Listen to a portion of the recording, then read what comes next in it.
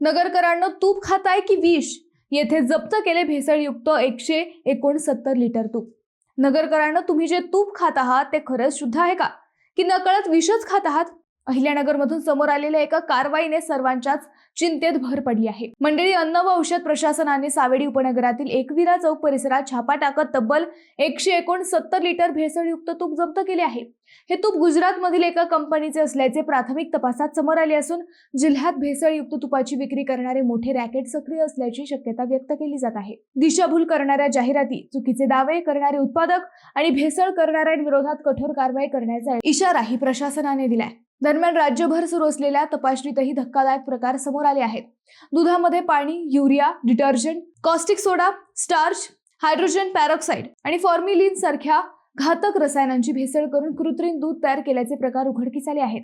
यामुळे स्वच्छ दूध, सुरक्षित आरोग्य, भेसळमुक्त महाराष्ट्र या अभियानाअंतर्गत राज्यभर विशेष कारवाई सुरू आहे. मंडळी, अन्न पदार्थ खरेदी करताना त्यांची गुणवत्ता, पॅकिंग आणि विश्वासार्हता तपासणे आता अधिक गरजेचे झाले आहे. कारण थोडासा निष्काळजीपणा आपल्या आरोग्यासाठी मोठा धोका ठरू शकतो. तुम्हाला काय वाटतं? कमेंट करा.